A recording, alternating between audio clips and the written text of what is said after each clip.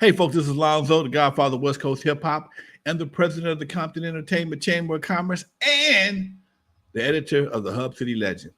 Uh, Me and my partners, Curtis and Kevin, we do a show called Mentality. And Mentality is all about men's mental health. You know, as men, everybody takes for granted we don't have emotions sometimes. We don't feel sad. We don't get depressed. We go through all that just like women do. But there's not a lot of outlets for us to discuss those issues. So we took it upon ourselves to start a podcast. And at some point in time, we're going to ask you to join in. But today we're talking about men's health when it comes to sports. Right now, I got the Dodgers on in the background. Dodgers getting their ass whooped right now. It's only in the fourth inning. Yankees, like, we ain't going out like busters, and they trying to make their presence felt, doing a damn good job. So we're going to see how this comes out. But the sports mentality of a lot of brothers, some brothers are dedicated to a team like nobody else. The house, the car, the wife, the kids, everybody is drenched in their favorite team's attire. You can't say nothing about them. Teams ain't won in God knows how long, and they still fight for them, and they get this depressed as they want to be after the season is over, and they back watching somebody else's team playing the playoff of the Super Bowl or whatever the game may be. I think we want to touch on that for a little bit because a lot of those sports, most times, the only shows you see for men that I know of are based around sports. But there is a psychology and a mentality behind sports, and I think today we're going to take time to talk about that. Kurt, what you think about that, Doc? With your LA Dodgers hat on, and you're muted. My bad. Just the sports mentality, huh? Yeah. We all got friends, man, that just super fans. I don't have a team per se. Right. I like watching the Super Bowl or the playoffs. I like watching the World Series. I like basketball. I consider myself a Laker fan, but within reason. But you got the fanatics that, and that's what fans are. The word fan is short for fanatic. Yeah, my feelings on it is this. It's all entertainment. We all got to be excited about something. I have a lot of friends that are fanatics, and a lot of them that are naysayers about it. Hey, I ain't on payroll, so I'm not going to support any team, and I get that. But it's everybody wants to belong, to be associated with something. Real fans are going to hang with you whether the team loses or wins. I'm a Cowboys fan. We haven't won the Super Bowl in ages. But I get ripped every time I wear any Cowboys gear. Right. But I'm a fan. So real fans, and just like Lakers when they were in their stump, I'm a fan. When they were losing, I was still rocking Laker gear. So, but fanatics is very entertaining. I don't hate on them at all. But I don't think I'll ever reach that echelon of fandom. But it's entertaining to me. That's really I don't have any negative thing to say about fanatics. It's just all entertainment, really. What about you, Kev? I was gonna say we got to do a welfare check on you, Curtis, man, because after y'all been going through what y'all been going through as Cowboys. Oh, see what I'm saying? See what I'm saying? Look, the Cowboys is making Best Buy in Circus, and well, not Circus Cities, Costco's very wealthy because all them broken TVs they get. Oh. Interesting. I think there's a mental issue I need to bring up real early because somebody told me this today. I was at the SoFi Center doing a podcast, and the guy was like, if the Dodgers win, we're going to tear this son bitch up tonight. I'm like, why you got to tear the city up because if the Dodgers win? I don't understand that mentality. I mean, is that really fanatic or that's just crazy? People are actually plotting. If the Dodgers win tonight, we're going to tear the city up. I'm like, why? It's the same mentality if somebody somebody shoot a cop shoots a kid or something, you're gonna tear it up. If the guy Dodgers win, we're gonna tear it up. I don't understand that mentality. Help me understand, somebody. I call BS on the rationale behind tearing the city up. I know a lot of people do a lot of negative things under the veil of, oh, I was just excited, and yeah, that's going to fly in some arenas, but it ain't going to fly in court.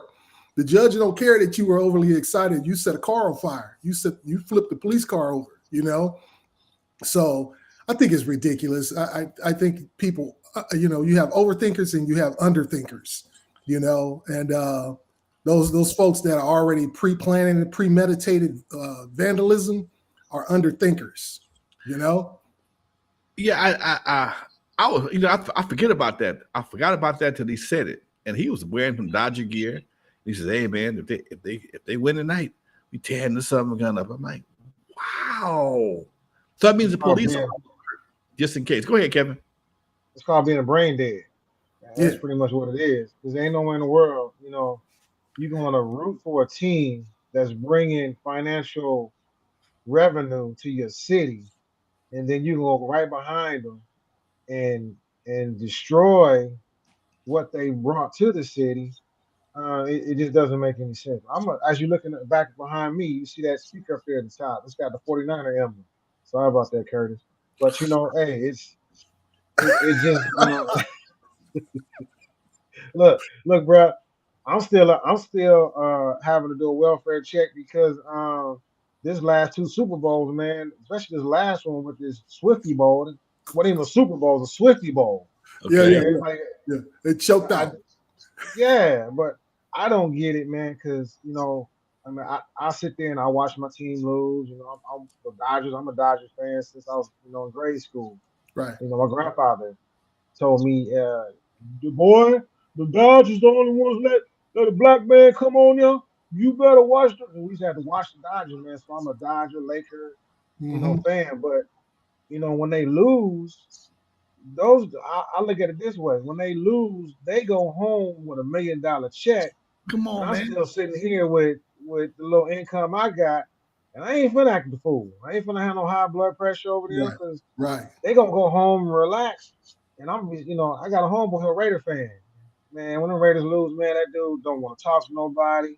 The house, he smokes so Yeah. much weed, man. It look like it's an Indian daggone smoke thing going on, man. I'm like, bro, he's mad. I'm like, bro, they ain't paid you no money, so what you mad at? I know. Right? And that's what I'm talking about. Those type of fans, they get go into a state of depression because their team is lost or they got knocked out the playoffs. I mean, a lot of times they say, man, I don't know the exact statistics, but a lot of spousal abuse jumps off on Sundays. Because homeboy then got pissed off and maybe homegirl trying to comfort him and he don't want to hear that. And somebody gets a little bit upset. Next thing you know, somebody got a black eye, the police 911 style, and all behind the game. All behind the game. She wants to talk during the game. He like, if my team is losing, move, okay?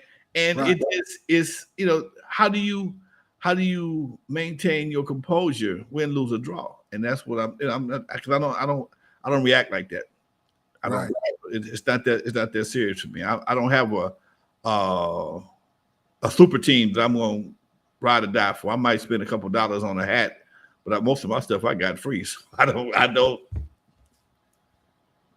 Look, I love when my team lose.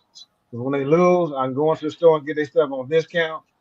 That's when I really start buying everything. When they win, the price is so daggone high, I don't buy nothing. Yeah. Cowboy gear is always on discount. I'm gonna try. And a friendly rivalry ain't nothing wrong with a friendly rivalry, man.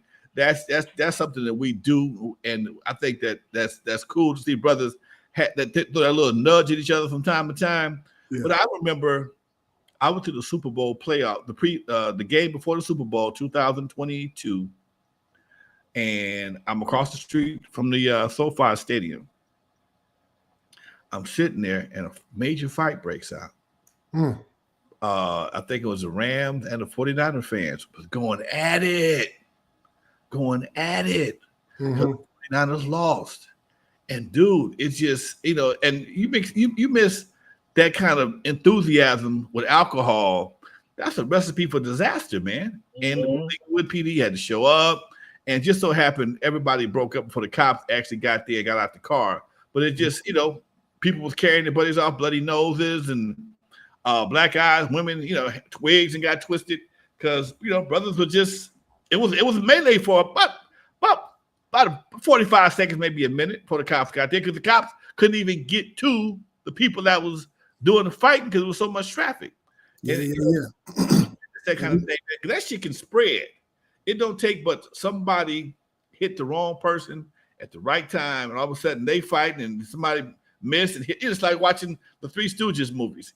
Somebody didn't miss and all of a sudden they into it now. So to see that and witness it firsthand was very eye-opening for me because I'm not that big of a fan.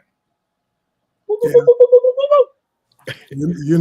A lot of those super fans, man, they carry around a blank checkbook, so they be writing them checks that they can't cash a lot of times and end up with a fist in their mouth. So you do a lot of talking. I expect that.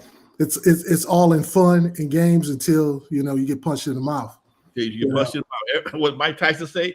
Everybody got a plan until you get punched in the mouth. Okay, right. All them strategies and plans till you get punched in the mouth. Man, you see a lot of things happen at games that you don't see anyplace else. You see women getting men's faces. And I've seen this video. It was going around for a lot last year. This woman was in this guy's face, and he was like trying to back down, but she wouldn't let him. She wouldn't let him walk away. He stayed in his face until he pushed her. All of a sudden, the whole row wanted to jump on him. And these kind of situations we experience in other ways in real life, and it's just very disheartening to see how somebody can be so verbally abusive and the guy tried to evade the whole contact, but contact, but she wouldn't let it go. And that's why you always got to bring a big Tina, to the engagement. You always got to have one to handle that work.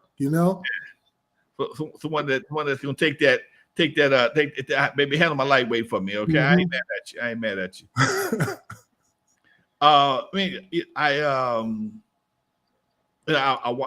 Right now I'm watching the game in the background. Oh, I just got some points. They got three. They got scored 3 runs. And the Yankees got 5, so that they ain't totally blind to what's happening. 5. That's good. 3-5, and it's still early. I think it's like 5th inning or something like that. If the Dodgers win tonight, it's going to be hell to pay in Los Angeles. And it just, man, could you imagine being a cop right now, rooting for your team, but knowing that if this team wins, it's going to be a riot in the streets tonight? And you know what? And you say that too. I'm sorry. Go ahead, Curtis. Go ahead. No, I got family members that are, in law enforcement. I got one who retired, and we talked about that back when the Lakers won. My youngest brother, he wasn't a police officer at that time, but I had a cousin who was. I was in the Marine Corps before, so I had some Marine Corps buddies who were who was a police officer at that time, and they said, it hurts them because they want to celebrate too. Right. But it's unfortunate, that now their happiness has to now go to enforcing the law. Right. And it just puts them into a corner where, a lot of us would be sitting there like, they humans, man. So they sitting there, man, I want to celebrate, but here your stupid, I don't want to cuss because I don't want to get shut down. But you sitting here doing this stupid stuff. I want to celebrate with you. I want to slap hands with you. I want to bump chest and all that stuff with you. But unfortunately, now I got to put these silver bracelets on you. I got to do my job. You did something stupid. Hey, folks. My feelings is this: I would definitely be, if I was a cop, I'd definitely be excited about the overtime. So. Hey, you know what? I got some of my fellas in from. I got my boy Rashard Cobb, Isaiah Edwards, and Martin Cozy in the chat room. Fellas, if anybody wants to chat in, chime in verbally. Put your number in the chat. I'll call you up and we'll bring you into the conversation. This is mentality, folks. We want to hear from everybody. So put your number in the chat. I'll give you a call. Don't call me. I'm gonna call you. That way we don't get a bunch of conflict. If you want to say something online today live, put your number in the chat. I'll give you a call. We'll add you to the conversation. This is what we're trying to do something different today. Trying to do something a little different. That sounds like when you talking to one of them girls, like, look, hey, the ones you don't want to talk to. Look, give me your number. I'll call you. Don't you call me. You. Don't call me.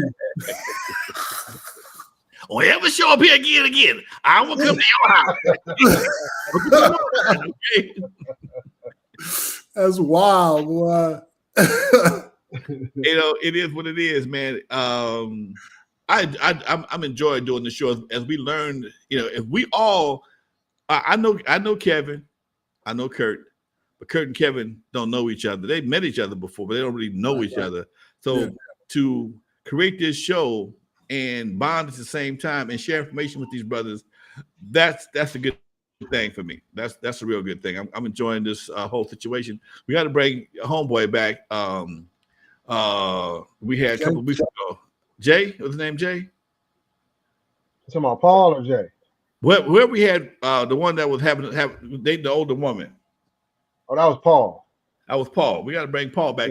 Yeah. Also, man, one of the shows I want to bring to the platform is I got a couple of partners of mine who just getting out of jail after 25, 30 years. We forget about how much, how many brothers went to jail in the 80s, man, and just now getting home. These guys are 56, 57, some of them 60. And everything that we take for granted, cell phones, internet, this is all brand new. And I want to understand the mentality of these brothers as well, because they're part of our society. And they don't wear a tattoo on their forehead, ex-con just got out of jail. You don't know until they tell you. And it's just amazing. I just think it might be a great conversation to include some of these brothers in the conversation. That would be very interesting because nowadays you would think that they were isolated from advances in technology, but I'm seeing incarcerated brothers with TikTok accounts and cell phones and playing PlayStation and and all of that stuff on Call of Duty. They got stuff. You know what I mean? So one of my boys right now. See if he answers the phone. I'm gonna call one of my boys right now. See if he answers the phone. What's up, man? Mr. Gilmore, how you feeling today, Doc? How you feeling, man? Man, I'm sitting here. I'm on my show right now. You got a minute? Yeah, I'm just sitting in the kitchen cooking. Go ahead. Man, we were just talking about some different things about sports, but we also talked about brothers who are just coming home after doing a bid in I call it a state-sponsored vacation. If you in the mood for talking about that for a minute, I told you I was gonna have you on my show. I didn't warn you though.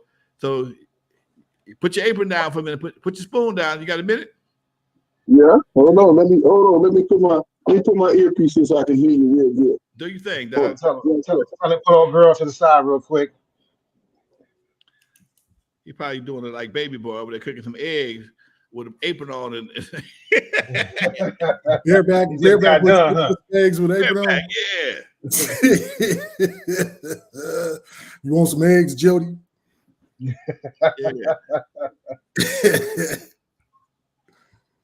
This brother and I grew up on the same street. One of the coolest brothers you ever want to meet. And I'm gonna tell him about that. Tell him about himself when he get back on the line. And we go back. In fact, when I had Eve after dark, his dad used to drive the bus. We take kids to Magic Mountain, and that's how we got connected. And of course, he was at the Eve after dark hanging out also. Right. But things changed for him, and he ended up getting a state-sponsored vacation for a long time. We're gonna talk about that soon to get back on the line. Here we go. What's up, brother? What up, Jimmy Jiggs? How you doing, Doc? I know, brother. How you doing? Man, I'm on the line with two of my other partners, man. Folks, this is my partner, Jimmy Gilmore. We call him Jimmy Jiggs.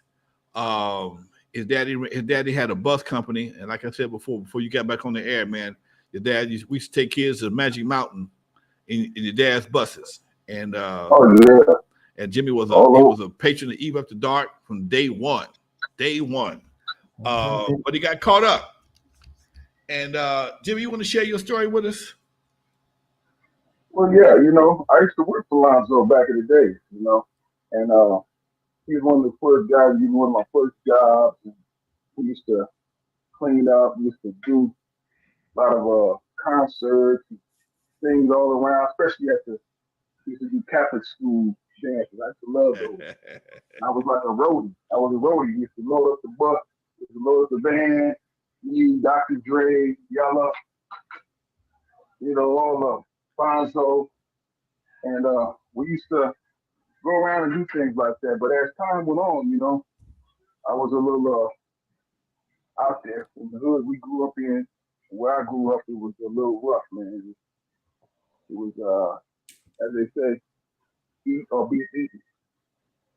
Mm-hmm. And so I wasn't one of those guys who's going to get ate. So I started doing what was out there, what was quick to me. Working with Lonzo was cool, it was good, it was a steady job, it was good money. But when you see a guy my age driving in a Benzo in the 80s, and I'm driving a Ford Maverick, I didn't seem right, so I started getting into as we call it, pharmaceuticals. And from there, pharmaceuticals turned into, a very lucrative thing. Once we driving a Maverick, Cadillac, Bronze, motorcycles, and condos, and mink coats, it just got out of hand. And being young, I wasn't able to really grasp it, understand it, or even really, take that, what I was doing to heart. It was just all flying by the seat of the pants. Money coming in hand over fist. But also, those things that came with that. Guns, gunplay, violence, texting, all those things started to happen. Reputation, things like that. And I got caught up. And one thing you should never have, and I tell people this now when I teach classes at this place called Motivation. It's a sobriety program. And I tell people, never let your pride and ambition get in the way, because it'll force you to do things you really don't want to do. Mm-hmm. And force me to get involved in things that I really didn't want to do. And those things that I didn't want to do was hurt people, because I understood hurting people was a bad for business. But sometimes people make you do things you really didn't want to do. And I got caught up. Now, in my case, I didn't actually do what I was charged with. But growing up the way I did, you don't do no telling. Mm. You just ride the bull till you get thrown off. Or you ride for that 8 seconds and you win. Well, I got thrown off. I got thrown off in a bad way. I was convicted of murder. And ended up spending 36 years of my life behind bars for a crime I didn't commit. But with that said, Go ahead. No, I'm just saying so we talked about this, and you said the guy who actually committed the murder, well, we can't say that word on the internet. Right. Wanted live somebody. He was later unalived himself, correct? What is it now? Somebody took him out too, right? No. No, he did not. He's still living? Yeah. Okay, go ahead. I'm sorry. Wrong person. Yeah. One of the guys that went down with me committed suicide. Sure. Wow. Yeah, he committed suicide. One of my partners. That place is not. Like they said, you got to be built for tough to be able to deal with that. Especially when I went down. I went down in the 80s. And in the 80s, it was rough to be a prison during that time. People were dying, suicide, drug overdoses. You get set up by the man. It was something that was really, really Jimmy, tell people. how old were you? How old were you when you went down? I went down. I was 20. 20. You was 20. Yeah. Yeah. 20. I just turned 20. I was 20 for maybe like Wow. 9 You months. didn't get a chance to drink no alcohol. Yeah, 20 for 9 months. Wow. And then I went straight to PT. Yeah. So, and now you know how it is when we came up. You know, even the guys that made it out, made it. To, we got guys that made it from nothing to billions. Right. Right. But it's one of those things, man. It's the luck of the draw. And my cards didn't come up 8. I got a question for you, But Jimmy. yeah. At your peak, what was the most money you were sitting on at one time? About 300 racks. 300 racks. And you said you got into some gunplay with over some money, correct? Yeah, but you know what? Sad part about that is the little bit of money that I went to prison over is nothing compared to what I lost. Got This you. is what I go back to what I said about pride. Pride for some time and reputation. Pull you into something that you are worried about. Peanuts. I could have let that go. I really could have. Think about it now, I should have, but I didn't. But you had to be the man. You couldn't be no punk. No, I couldn't do that. I couldn't do it. I had every intention, but it was that thing. You just couldn't do it. Man, that's a It trip. was only over $5,000. How much? Yeah, it's only over $5,000. $5,000 cost you 36 years. Wow. Hey, $100 a year. That's a little over $100 a year. Exactly. Wow, I got you. And so it was. That's what I say about. I tell one of my class. I talk about and let this pride, this false pride, get you caught up. Now, because it's weird. How was it when you got out, man? How big of an adjustment was it for you to get out of jail and hit the streets again? Well, if you all know it, for the last 15, 20 years, I was teaching class on the citizen, on what to do and not to do when you got out of prison. Okay, even though I hadn't went out myself, but I read all the statistics. I know about the do's and don'ts of what not to do when you got out. But that said, that doesn't mean I was able to be prepared for what was facing. Okay, I know it's a lot of things that happen that you really don't understand. Okay. But one of the main things that happened to me since I got out is the fact that there's so much change.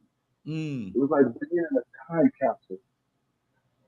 Trapped in a time capsule, buried underground, and then all of a sudden somebody tells you up and says, "Okay, go." Now, Jimmy, stop right there. Stop right there. Yeah. I'm gonna bring you back next Wednesday, Doc. We're gonna do it official next week. I'm gonna leave them with a cliffhanger. All right.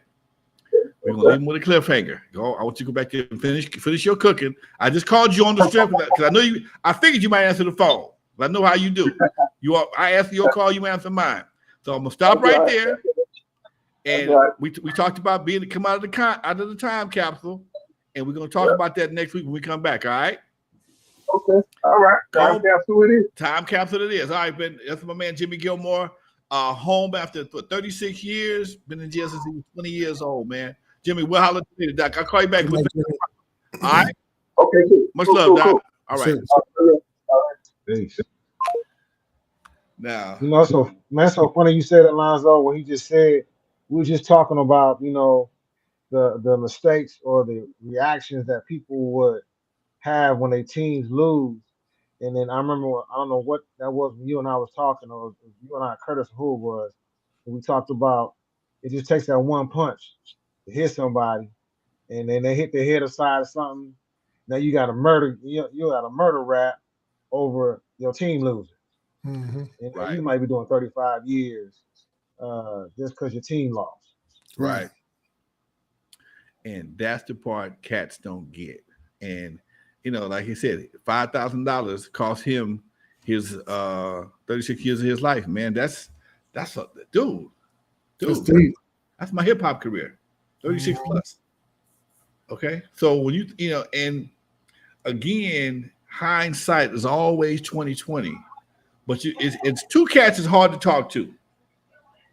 A cat that's making money and a cat that think he got it going on. If when guys think they making money, you can't tell them nothing. Only time most guys want to hear what you got to say once they in jail or once they in trouble. Now Mhm. everybody's all ears.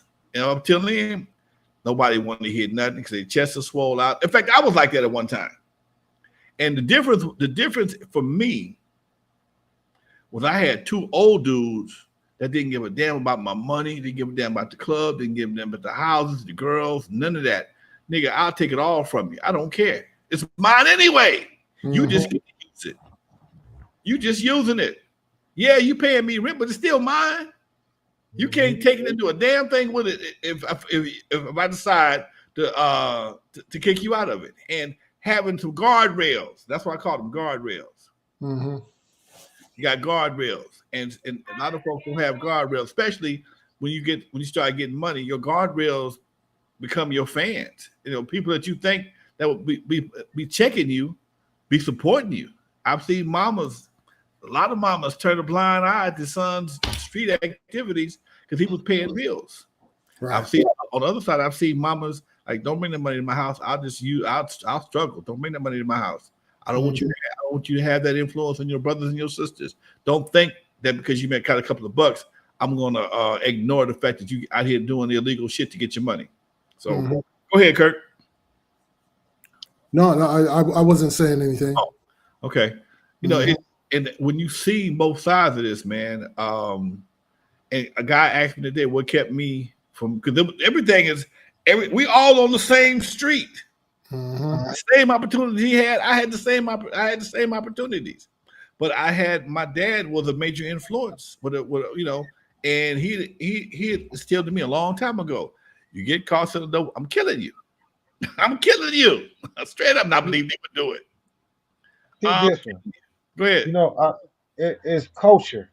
I've always, and usually when I give my classes, I talk about culture, and I always tell people, just because there's like all three of us right here, black men, we don't all have the same culture. Well, most Mm, people believe just because we black men, we all have the same culture, but culture is not based off the color of your skin, but it's based off the environment that you was raised in. That's mm. right. It comes, That's cold blooded right there, Doc. It's facts. That's cold right. blooded right there. To see your culture, you heard you just said it. Your culture was your pops told you if you go out here and put that rag around your waist and start banging that set, I'm gonna put you 6 feet deep. That's the same thing my pops told me. He said, "Boy, you go out here and bang. I'm gonna put you 6 feet deep." I was 9 years old. My dad told me this, and my grandfather said, "I'm gonna wake your ass up and put you in and kill you again." I was what? And how you gonna tell a 9-year-old kid that? And it really, but at the time, in my head, I was like, "Man, this is not the route I want to go." And then when the OGs saw me, man, they knew that wasn't the route I wanted to go. They seen I was a schoolboy stuff. That was my nickname growing up, schoolboy and backpack. Mm, And literally they would just, they see me. If I did school, they knew I knew what I was a kid. I was a school kid. A okay. lot Hmm. of times when I was going to school, man, I can go in there and study real quick, pass the test, and they got to be in class. Hmm. But my culture was based off, my surroundings, my pops, my grandfather, my mama, All right. the OGs in I grew up in Denver Lane Hood. So, I had them cats. Actually, you know what, man? I grew up in Denver Lane Hood. I used to run around with the coasters and Main Street, some Hoovers, man. It was, my genealogy, I guess you call it, is stretched because my grandparents lived in Hoover Hood, my parents lived in Denver Lane Hood. So when I was in elementary school, my parents would drop me off at my grandparents' house. I went to school in Hoover Hood, and then as I got in high school, I was going from Denver Lane Hood to Locke High School. So imagine how that was. Mm. Right. Yeah, Doc. Having them guardrails, man, they make a big difference, dude. Yeah, I agree. Yeah, that makes a big Well, we difference. need them, man. But you say culture, because in some cultures, man, encourage their kids to be gangbangers. Your granddaddy was a gangbanger, and I was a gangbanger. Ain't no wrong with jail. You can survive. Oh, no shit. One of my partners told his son he needed to go to jail for a little while so he can become a man. I'm like, what in the fuck? Wow. You need to go to jail to become a man. You see, and they're not teaching their kids. I just thought about what my man said. He was 20 years old. By the time I was 20 years old, man, I'd have been around the world twice and fought Mm, 2 wars. wow. Now, when Yeah. you were in the service, what was your position? I was a motor transport. I was a truck driver. So Okay. we used to transport. That's one of the worst jobs to have, man. You got this big old loud truck driving, and we delivering, ammo and supplies to the front line. You go They hear slow us and coming. slow truck. Yeah, making all that dag going on. They hear us coming, man. But I mean, uh, I saw some combat, but I didn't see that much, man. The Desert Storm and Somalia was all I saw. But again, man, I was around the world, man. When I came back home and I'm talking to the big homies, I got one homie to this day. He's still sitting on his mama's front porch. And when I got back home, I had been to Korea, Japan, China, Australia. I done seen Africa, I done seen all different parts of the world. And my man like, man, cuz I ain't made it off my mama porch. And he looking at the Hollywood sign and they never been to Hollywood. Mm. Like, man, Wow. it just it's mind boggling, man. Just like you said, Alonzo, we all raised up in the same, community, but we all had different outcomes. It's I think one of the main things that helped me along with my dad and Jeffy was my dad lawn service. My dad cut lawns. He cut lawns from Imperial Highway to the Pacific Ocean. Literally, we had lawns in the hood. We had lawns in Torrance. We had lawns in Palos Verdes because Wow. the people that lived in Torrance had family in Palos Verdes that referred my daddy to them. And I never forget. I never forget, man, because I still love going to Palos Verdes right to this day. As being exposed to Palos Verdes as a kid was a major, mind-opening experience for me. Because if you ever been to Palos, I don't know if you guys been to. Have you ever been to Palos Verdes? Either one of y'all? Mm-hmm. And see the Here trees, by the ocean.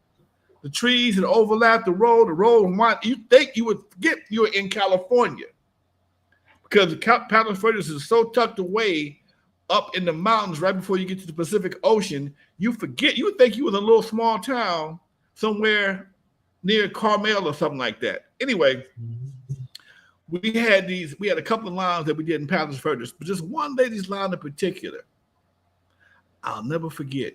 Her backyard didn't have a fence, and her backyard, only thing which separated her backyard from the cliff was some ice plant. Ice plant is that shit you see on the side of the freeway. That shit is thick and it's slippery. Okay, we get on it, you'll slide. That's what they call it, ice plant. You'll slide your ass down the goddamn mountain. And as a kid, I was terrified of heights. Still am too, as a grown man, tell you the truth. But this white lady saw I wouldn't make the leaves up. I'm not going nowhere near the edge of that. My daddy was mad because usually I would rake the leaves up and get prep dog, all the dog stuff, whatever the case may be. I would prep the yard for my dad to go cut it. No, Pops, you better run. Here the shovel is, here the rake is. I'm not messing with that. And the white lady saw I was terrified, and she brought me in the house. And she said, "You okay?" I said, "No, I don't like that edge over there." And she said, "Come on in the house." She brought me in the house, and she was washing dishes. She gave me a couple of cookies, a couple of Oreos. And while she was washing dishes, I'm looking over her shoulder, and all you could see was the ocean. And that shit was so beautiful, man. I'm a kid. I'm like, that's the dude. That made me fall in love with the ocean. It made me. The house wasn't big. It wasn't a huge house. Wasn't no big mansion. It was a regular house. It just had an ocean view in the backyard, man. Mhm. That just blew me away and makes me love the ocean. Makes me love Palos Verdes. And if I ever get some money and I disappear off of where I am right now, y'all look for me that way. Okay. Because I ain't going to the valley. I'm going that way. But being exposed to that and seeing how people with money live different. Talking about cultures, people with money live a lot different than people in the hood do. People You're right. don't have to. They so financially confident. They don't have to show it. Everybody know you got money because your address says you got money. Go ahead. Yeah. I remember when I was a mechanic. I learned the difference between a wealthy person and a broke person is wealthy people are walking around with some Pro Balance shoes on, some no name brand jeans on. They ain't gonna have all the expensive gear on. But broke people gonna have that Gucci and Prada and all the other crap wrapped around them, and stuff they can't like. What's his name? Kanye West said we walk around with stuff we can't even pronounce. Mm. And but again, that culture, you begin to see. I used to hang around with cats over in and they taught me a lot of things. Like you said, one thing that you got to understand is that money is a tool. Most of us believe money is something we need to purchase this and buy that, but it's like, no, money is a tool. It's like when you build a house, you can use money to build wealth, but you got to know how to use it, and you got to know how to make that money make money for you, and not you sit there and work all the rest of your life making that money. So there's a lot of things that the wealthy teach their children that we don't teach our children, like balancing the check, making a budget, planning for retirement, how to put up a balance sheet for your own personal life. Most of us think a balance sheet for a business, but if you have a balance sheet for yourself, when you go to the bank, you can actually get a loan. They ain't really gonna be looking at your credit because they can see what you got coming in and how credit worthy you really are. Right. You What know, go ahead, Kurt. what I wanted to touch on was, when you guys were talking about culture, and some of them are, some of the parents raising the kids are saying, well, your grandpa was a gangbanger, your dad was a gangbanger, you got to be a gangbanger. The cold reality of that is that there are a lot of families, different cultures, of course. Everybody's culture is, it's a little bit different, their experience, but there's an element in the culture that they don't want their children doing better than they have ever done. Mm. Mm, wow. That's another cold culture, dude. Hmm. That's another culture. Are you thinking you went to college? You think you're smart? You ain't better than nobody else. Oh man, that's cold blooded, dude. That is cold. That's cold blooded, but that's real. That's very real. And Yep. maybe that's why you get more. In some cases, you get more parties for cats going to jail than you do guys graduating college. It's kind of a rite of Right. passage. Hmm. Mhm. At being somebody that owns nightclubs and banquet halls, I've done probably more parties, going away or coming home parties for guys coming home from jail or going to jail than I ever have for guys going to college, coming home from college. I've done a few. But the celebration is not as festive. You know, Hmm. when you come home from college, man, are you going off to college?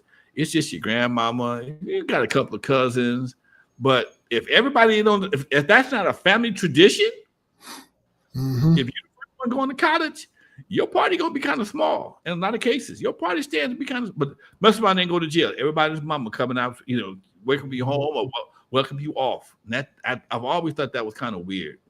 Yeah. That's true. I never thought about that because when I went to war, it wasn't no party.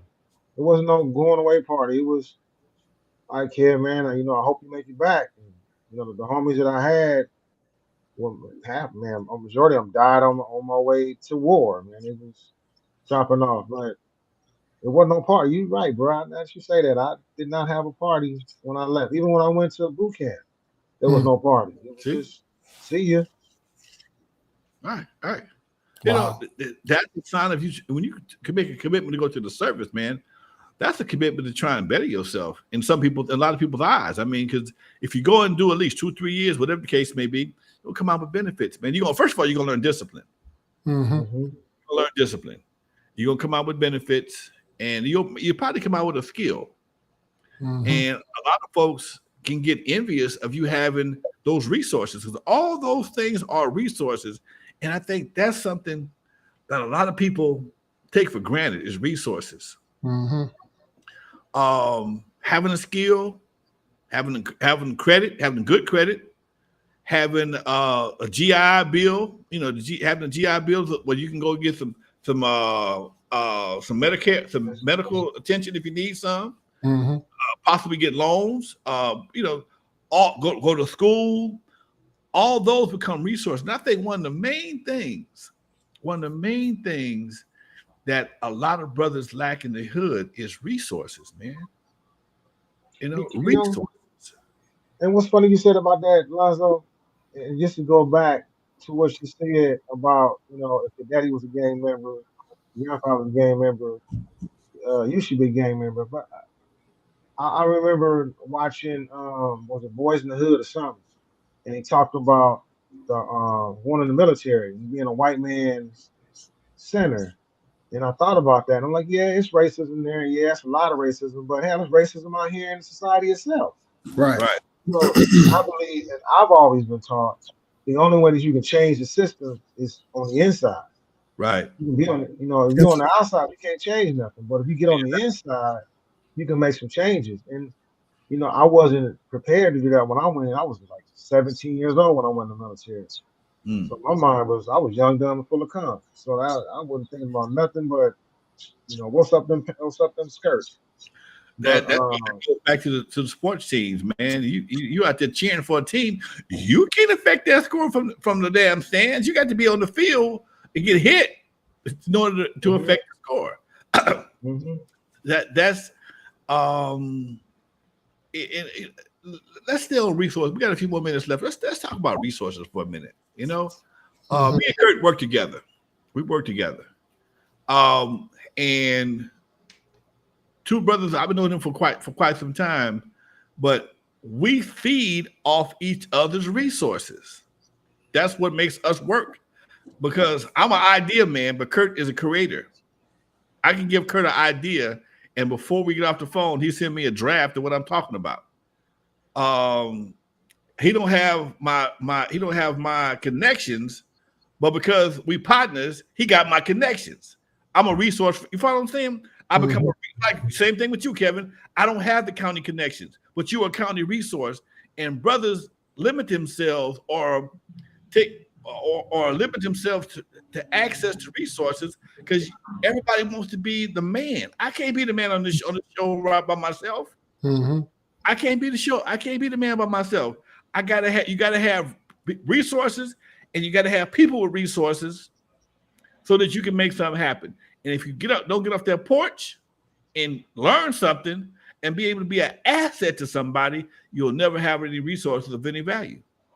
Look, I'm looking at it this way, and I'm not a religious person, but if Jesus Christ can come down here and that, he walked on water, healed people, touched people, raised people from the dead, he needed 11 disciples to do that type of work.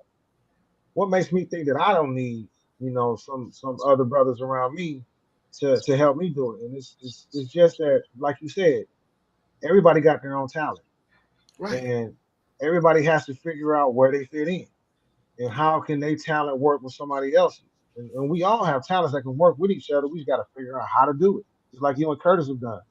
And I believe that's one of the problems we have as Black people is that we don't want to work together. We, like you said, we want to be the head man in charge.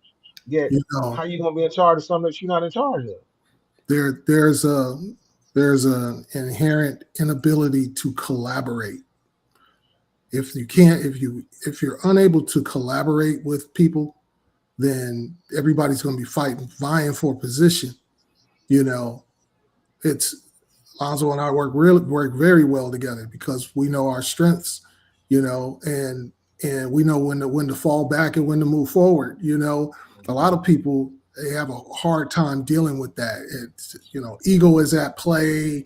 You know, a lot of insecurities are at play, where, and it's subconscious. It's not even, a lot of times it's not even intentional. It's your mama told you that, you know, you ain't crap all your life. So every time that someone else steps up to do something, you feel like, oh, they squeezing you out, or they're disrespecting me because they don't think that I can do it. You know, and it's not about that. It's about, hey, dude, we're on the same team, so let's work together. Let me see, how can I strengthen you? You know, how can I give you a little more muscle on this project, and vice versa. That's what it is that ebb and flow. But if you can't collaborate, man, it ain't going nowhere at You all. know, I like that too. You just Mm-hmm. said 'cause you got the SWOT analysis. You know, a lot of us use that in business, but if Mm-hmm. you use that in a relationship, because I use it with my employees, I use a SWOT analysis on them. I look at their strengths and their weaknesses, and Mm-hmm. then I look at the opportunities and threats. You know, Mm-hmm. strengths and weaknesses is what they have, and the opportunity and threats is what's on the outside. And that Right. literally is how I use my whole circle with all the people I supervise. Is, you know, what strengths do you have that I can use in this process, and then what Mm-hmm. opportunities are available to you. Also, what threats are out there that's possibly going to make you get weaker. So when Mm-hmm. I look at it, all that with my employees, and I work well. And I think that if we start looking at each other with SWOT analysis, you know, I got strengths and I got weaknesses. Does your Mm-hmm. strengths balance out my weaknesses? And Mm-hmm. then can we work together to work with those opportunities and threats? Right. If you use SWOT analysis in relationships, you probably wouldn't pick some cats wouldn't pick their girls. Exactly. You are absolutely right about that. Those are Some, facts. you know what? And these are some things, man. The brothers may want to take in consideration when you're picking a girl. You know, and you have to. And unfortunately, here's the part that's really crazy that we don't think about this when it comes to relationship. Relationship is a corporation. Amen. So it is. When you get involved with the state of California, you just form the low budget corporation.